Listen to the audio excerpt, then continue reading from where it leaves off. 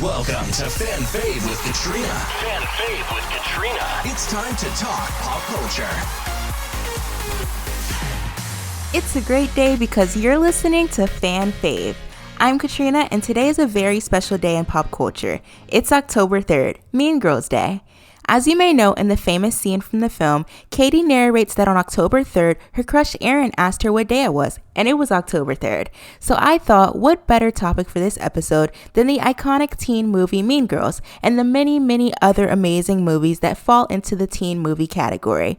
But first, it's time for a pop recap where I talk about all of my favorite pop culture things that I have not been able to stop talking about since the last time I spoke to you on this podcast.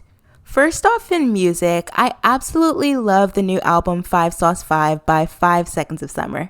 5 Sauce is a band I've been following since 2014, and they just never fail to mature and grow after each album. They just keep getting better. I had the chance to go see them perform on the Today Show over the weekend.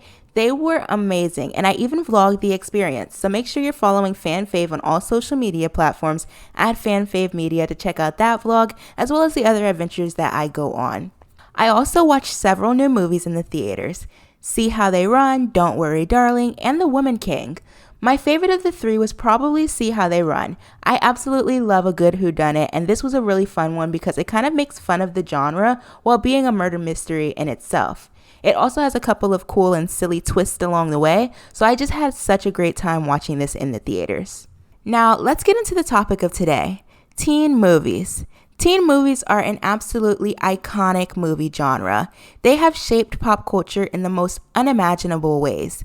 They have led to countless parody films mocking the genre, like Not Another Teen Movie starring Chris Evans, or most recently Do Revenge on Netflix starring Camila Mendes and Maya Hawke. They are hands down one of my favorite movie genres. So today, I'm going to be talking about my favorite teen movies of all time. I know there are so many great ones out there, so I will only be talking about my top 10.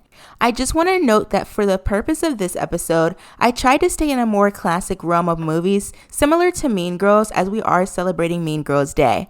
What I mean by this is that pretty much all of the movies that we will talk about today, the main focus of the characters is that they are in high school. So no teen dystopian or mystery type of movies like The Maze Runner or Hunger Games or Twilight will be discussed on today's episode at least. Now, I absolutely love this formula of teen movies, though. It's so classic, because they are usually juniors or seniors in high school, and there's always some massive event like prom or graduation where they have to have a little bit of a character development moment and find themselves in between there. And there's also sometimes romance thrown in as well. So these movies are always just such a fun time to watch.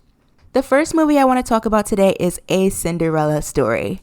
Now, I do feel like there were too many of these movies made over the years, but the Selena Gomez one and the Hilary Duff one, they are classics. They are the best ones, of course.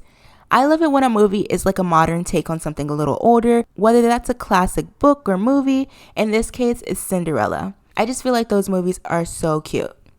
I especially love the dance scenes with Selena Gomez and Drew Seeley in Another Cinderella Story, and A Cinderella Story with Hilary Duff is just simply a comfort movie. I always love to put that one on. Next on my list is Ferris Bueller's Day Off.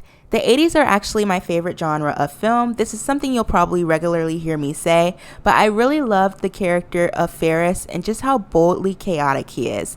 This is one of those fun, do a bunch of crazy things in one day type of adventure teen movies as he skips class, and I definitely recommend checking this one out if you haven't seen it, but I'm sure you probably have. It's a really popular one. Next is 10 Things I Hate About You. Now, I don't remember why, but I watched this movie for the first time in 7th grade in my English class, and it probably has to do with the fact that it was based on Shakespeare's Taming of the Shrew. I absolutely love rom-coms, and I feel like this movie covers a lot of basic tropes, but honestly, it's so good. You could literally just watch this movie for Heath Ledger singing Can't Take My Eyes Off of You alone. That scene is so iconic. Now, I feel like I can't talk about teen movies without throwing in at least one good Disney Channel original movie. I'm gonna go with High School Musical. It's a classic. I grew up watching it. I absolutely love musicals. I can't really think of many other movies that are both in that teen genre category and also is a musical. I think Grease is one of the other great ones that comes to mind.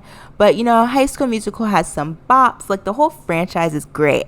It's just one of those movies from the early on Disney Channel where the cast was catapulted into massive stardom, and it's truly aged really well. Just a quick side note, if anyone was wondering, my High School Musical rankings go 2, 3, and then 1.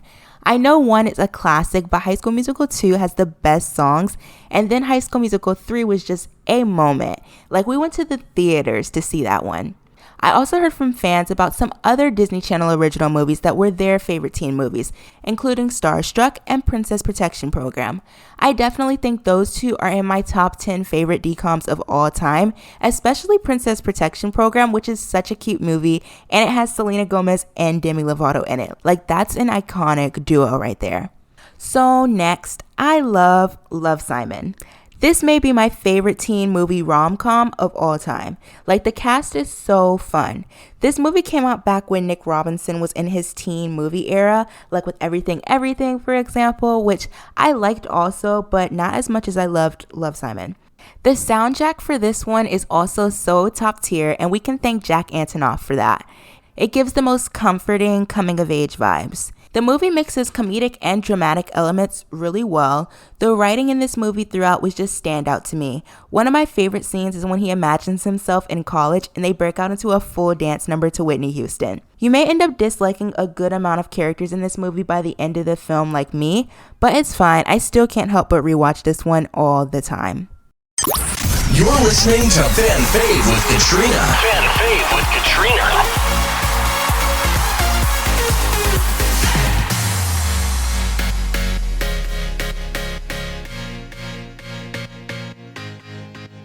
So at number 5 is the movie that inspired me to make this episode today.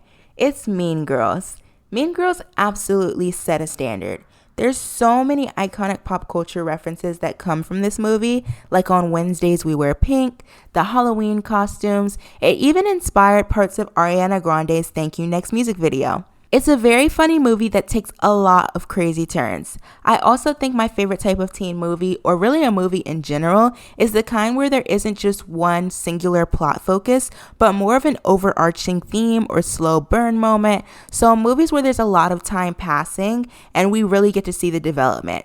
Mean Girls is really great at this. Like, we get Halloween, we get Christmas, it's just a lot of fun. So next on my list is The Edge of 17. This movie is my Perks of Being a Wallflower. I get a lot of hate for this whenever I tell people this, but I really did not like Perks of Being a Wallflower. It's one of the very few movies with Paul Rudd in it that you will hear me say I didn't enjoy. But I feel like The Edge of 17 was the coming of age movie that I fell in love with instead of Perks of Being a Wallflower. I think they are slightly similar in tone, that's why I kind of compare them.